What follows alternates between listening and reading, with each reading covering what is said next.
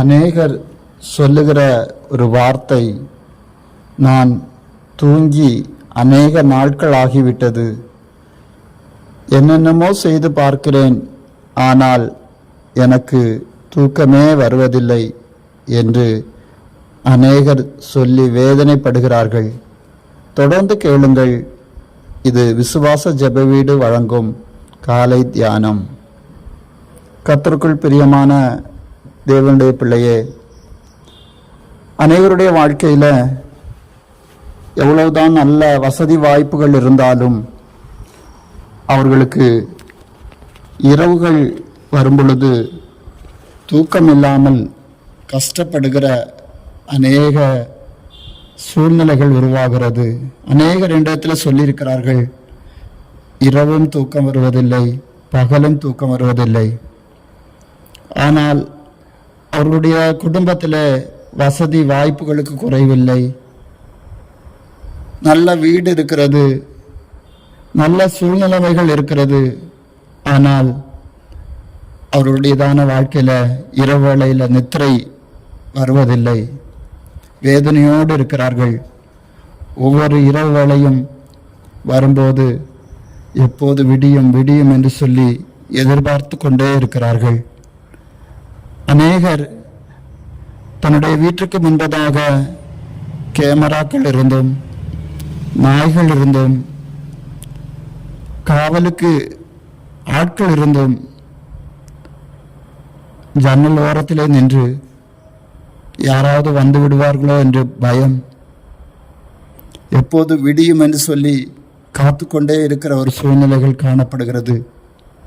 ஆனால் வேதத்திலே தாவீது சொல்லுகிறான், 4வது சங்கீதம் 8வது வசனத்திலே, சமாதானத்தோட படுத்துக்கொண்டு நித்திரை செய்வேன், கர்த்தாவே நீர் ஒருவரே என்னை சுகமாய் தங்க பண்ணுகிறீர்.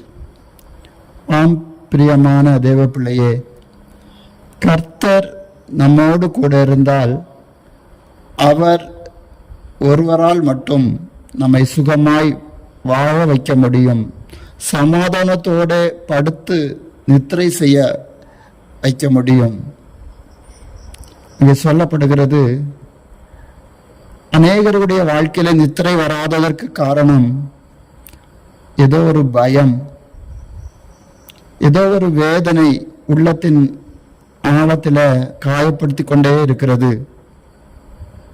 சில சொன்ன வார்த்தைகள் இரவு முழுவதும் அதையே திரும்ப திரும்ப நினைவுக்கு கொண்டு வந்து அவர்களை தூங்க விடாமல் அந்த வேதனையே நினைத்து நினைத்து கண்ணீர் சிந்த வைத்து கொண்டே இருக்கிறது. ஆம் பிரியமான தேவ பிள்ளையே, உன்னுடைய வாழ்க்கையிலும் என்றோ ஒரு நாள் யாரோ ஒருவர் சொன்ன வார்த்தை இன்றும் காயப்படுத்தி இரவு வேளை வரும்போது தனிமையிலே இருந்து நீ அதை நினைத்து நினைத்து வேதனைப்பட்டு கொண்டிருக்கிறாயா? அதனால் உனக்கு தூக்கம் வரவில்லையா? இல்லை, ஏதோ ஒரு பயம் உன்னுடையதான வாழ்க்கையில் அலட்டி கொண்டே இருக்கிறதா? அந்த பயத்தின் நிமித்தமாய் உன்னுடைய வாழ்க்கையில் தூக்கம் இல்லாமல் நீ கஷ்டப்பட்டு கொண்டிருக்கிறாயா? ஆண்டவர் உன்னை பார்த்துதான் சொல்லுகிறார், நீ ஆண்டவருடையதான கரங்களுக்குள்ளாய் நீ கடந்து வா. ஆண்டவர் உன்னுடைய வாழ்க்கையில கிரியை செய்வதற்கு நீ இடம் கொடு.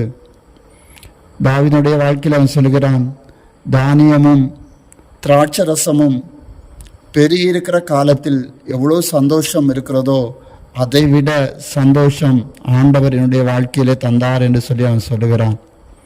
உன்னுடைய இருதயம் சந்தோஷமாக இருந்தால் எந்த கவலையும் உன்னுடைய வாழ்க்கையில இல்லாமல் நீ சந்தோஷமாய் படுக்கும் பொழுது நல்ல நித்திரை உன்னுடைய வாழ்க்கையில கடந்து வரும். ஆதியாகம புஸ்தகம் 28வது அதிகாரம் 11வது வசனத்தை வாசிக்கும் போது அங்கே யாக்கோபுக்கு அவனுடையதான குடும்பத்தில் ஒரு பிரச்சனை ஏற்படுகிறது. அதனால் சகோதரன் யாக்கோபுக்கு விரோதமாக எழும்புகிறான்.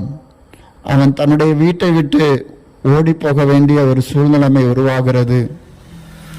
அப்படி ஓடி போகிறதான வேளையிலே சூரியன் அஸ்தமித்து விடுகிறது.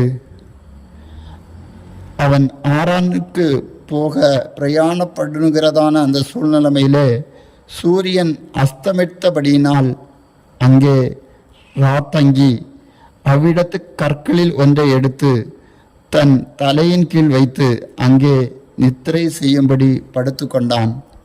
பாருங்கள், ஒரு பக்கம் சகோதரனுடையதான பயம், சகோதரன் கொன்று விடுவானோ என்கிற பயம்.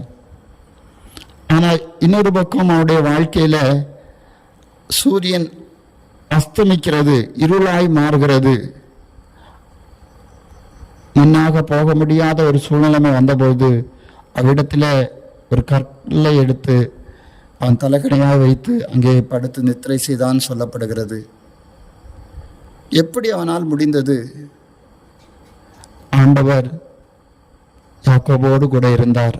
அதனால் சகோதரனை குறித்ததான பயம் இருந்தாலும், ஒருவேளை அவன் படுத்ததான இடம் ஒரு காடுகளுக்குள்ளா இருந்திருக்கலாம், அல்லது வனாந்திரம் போன்ற ஒரு இடமா இருந்திருக்கலாம்.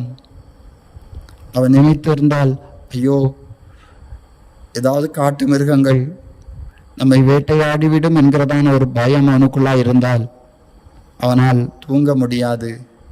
ஆனால் எந்த பயமும் இல்லாமல் அவன் ஒரு கல்லை எடுத்து தலகணையாய் வைத்து அவன் தூங்குகிறான்.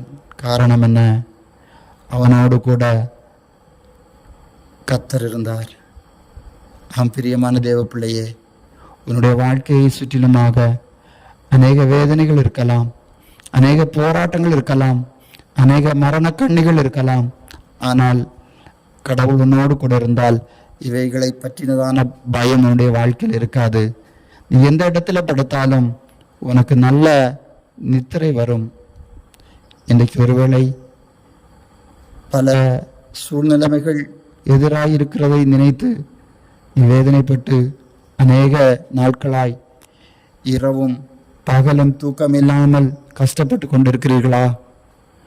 என்னை கேட்கிற நண்பா, சகோதரியே, அம்மா, தகப்பனே, உன்னுடைய வாழ்க்கையிலும் பிள்ளை குறித்ததான வேதனைகள், இனி என்ன நடக்குமாங்கிறதான பயங்கள், உன்னுடையதான வயதான சூழ்நிலைமை நிமித்தமாய் அனுபவிக்கிற அந்த போராட்டங்கள், இவைகள் எல்லாவற்றிலேயும் அநேக இரவுகள் தூக்கம் இல்லாமல் நீ கண்ணீர் வடிக்கிறாயா? உன்னுடைய வேதனை விட்டு விலகி ஆண்டவரை நோக்கிப்பார்.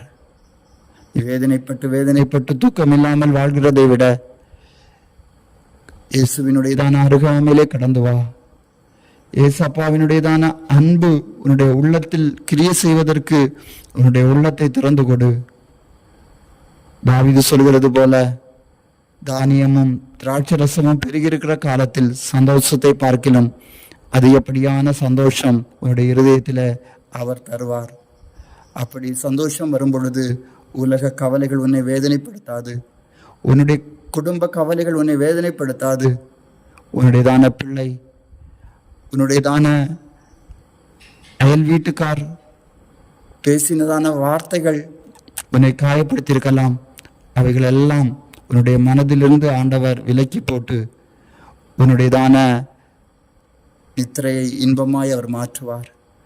நீ படுத்துறங்கி நித்திரை செய்வாய், காலையிலே சுகமாய் எழும்ப பண்ணுவார். இந்த கால வேளையில அநேக நாள் ஆகிவிட்டதே உறங்கி காலையில் எழும்ப முடியவில்லை, ஆனாலும் என்னுடைய கடமையை செய்ய வேண்டும் என்று சொல்லி வேதனைப்பட்டு எழும்பி தன்னுடைய கடமைகளை செய்கிறதான தேவனுடைய பிள்ளையே, உன்னுடைய உள்ளத்தை ஆண்டவர் கொடு. அவர் உனக்கு சந்தோஷத்தை மட்டுமல்ல, உன்னுடைய வாழ்க்கையில நல்ல நித்திரையும் தந்து உன்னை சுகமாய் வாழ வைக்கிற தேவனாய் அவர் வெளிப்படுவார். ஆமேன்.